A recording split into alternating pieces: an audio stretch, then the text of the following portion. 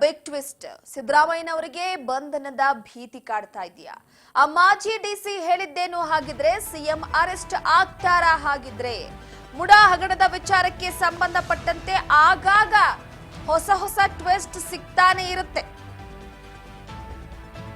ಈಗ ಸಿದ್ದರಾಮಯ್ಯನವರಿಗೆ ಬಂಧನದ ಭೀತಿ ಏನಾದ್ರೂ ಶುರುವಾಗಿದೆಯಾ ಅನ್ನುವಂತ ಒಂದು ಪ್ರಶ್ನೆ ಸದ್ಯಕ್ಕೆ ಕಾಡ್ತಾ ಇದೆ. ಹಾಗಿದ್ರೆ ಏನ್ ಹೇಳಿದ್ರು ಆ ಮಾಜಿ ಡಿಸಿ? ಅರೆಸ್ಟ್ ಆಗ್ತಾರಾ ಹಾಗಿದ್ರೆ ಸಿಎಂ ಅವರು? ಮುಡಾ ಹಗರಣದ ವಿಚಾರಕ್ಕೆ ಸಂಬಂಧಪಟ್ಟಂತೆ ಸಿದ್ದರಾಮಯ್ಯನವರು ವಿಚಾರಣೆಯನ್ನ ಎದುರಿಸಿ ಬಂದ ನಂತರ ಇನ್ನೂ ಕೆಲವೊಂದಿಷ್ಟು ಅಧಿಕಾರಿಗಳ ವಿಚಾರಣೆ ನಡೀತು. ಅಂತಹ ಸಂದರ್ಭದಲ್ಲಿ ಕೊಟ್ಟಂತಹ ಹೇಳಿಕೆಯ ವಿಚಾರವಾಗಿ ಕೆಲವೊಂದಿಷ್ಟು ಪಾಯಿಂಟ್ಸ್ ಗಳನ್ನ ನೋಟ್ ಔಟ್ ಮಾಡಿ ಹೊಂದಾಣಿಕೆ ಆಯ್ತು ಅಥವಾ ಹೊಂದಾಣಿಕೆ ಆಗ್ಲಿಲ್ಲ ಅಂದ್ರೆ, ಗೊಂದಲ ಇತ್ತು ಅಂದ್ರೆ ಸಿಎಂ ಅವ್ರನ್ನ ಅರೆಸ್ಟ್ ಮಾಡಲಾಗುತ್ತಾ? ಸಿದ್ದರಾಮಯ್ಯನವ್ರನ್ನ ಅರೆಸ್ಟ್ ಮಾಡಿ ವಿಚಾರಣೆಯನ್ನ ನಡೆಸಲಾಗುತ್ತಾ ಮುಡಾ ಅಕ್ರಮದ ವಿಚಾರಕ್ಕೆ ಸಂಬಂಧಪಟ್ಟಂತೆ?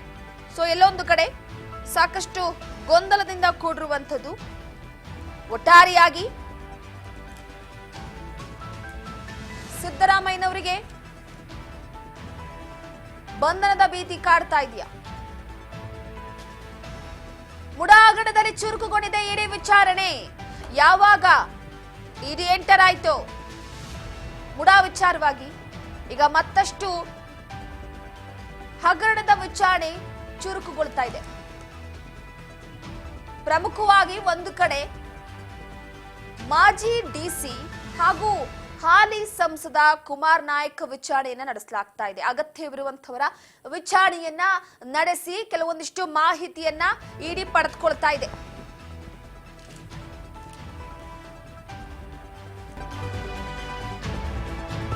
ಇಡೀ ವಿಚಾರಣೆಯ ವೇಳೆ ಕುಮಾರ್ ನಾಯಕ್ ಹೇಳಿದ್ದೇನು ಆಗಿದೆ?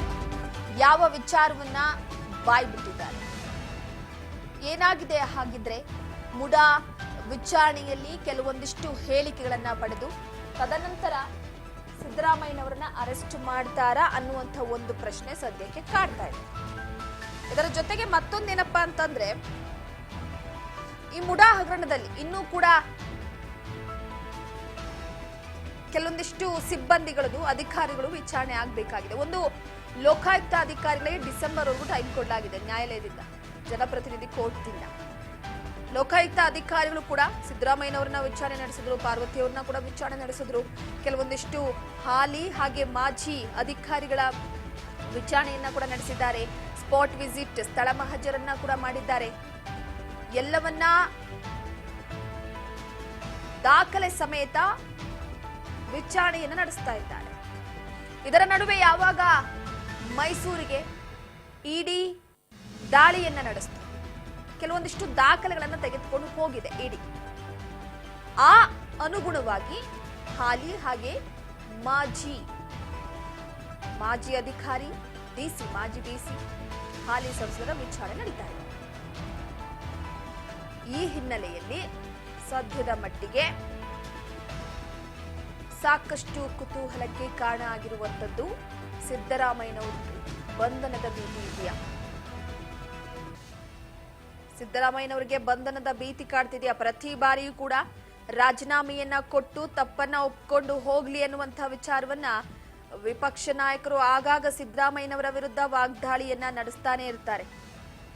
ಇದಾದ ನಂತರ ಸಿದ್ದರಾಮಯ್ಯನವರು ನಾನು ಯಾಕೆ ರಾಜೀನಾಮೆಯನ್ನ ಕೊಡಬೇಕು, ನನ್ನದೇನ್ ತಪ್ಪಿದೆ, ಬೇಕು ಅಂತ ಈ ರೀತಿಯಾದಂತಹ ರಾಜಕೀಯ ಆಟಗಳನ್ನ ಆಡ್ಲಾಗ್ತಾ ಇದೆ, ನಾನು ರಾಜೀನಾಮೆ ಕೊಡಲ್ಲ ಅಂತ.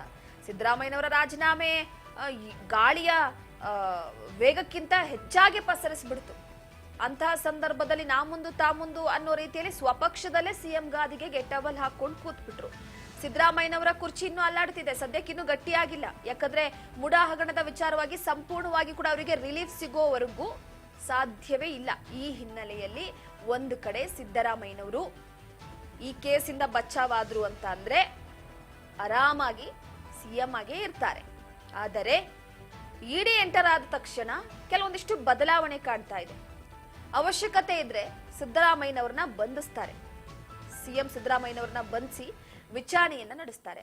ಅಗತ್ಯ ಇಲ್ಲ ಅಂದ್ರೆ ಈಗ ಕೆಲವೊಂದಿಷ್ಟು ಅಧಿಕಾರಿಗಳ ವಿಚಾರಣೆ ಸಾಗ್ತಾ ಇದೆ. ಅವ್ರು ಕೊಡುವಂತಹ ಹೇಳಿಕೆ, ಇವ್ರು ಕೊಡುವಂತಹ ಹೇಳಿಕೆ ಎಲ್ಲೋ ಒಂದು ಸ್ವಲ್ಪ ವ್ಯತ್ಯಾಸ ಆಯ್ತು ಅಂತ ಅಂದ್ರೆ ಈ ವಿಚಾರವಾಗಿ ಬಂಧನ ಅಫ್ಕೋರ್ಸ್ ಮಾಡ್ಲೇಬೇಕಾಗತ್ತೆ.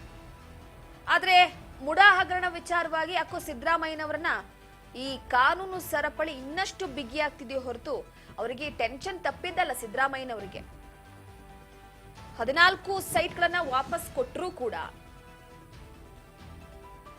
ಈ ಮುಡಾ ಕಾಟ ಯಾಕೋ ಅವರನ್ನ ಬಿಡುವ ಹಾಗೆ ಕಾಣಿಸ್ತಾ ಇಲ್ಲ. ಈ ಹಿನ್ನೆಲೆಯಲ್ಲಿ ಬಂಧನದ ಭೀತಿ ಶುರುವಾಗಿದೆಯಾ ಸಿದ್ದರಾಮಯ್ಯನವರಿಗೆ?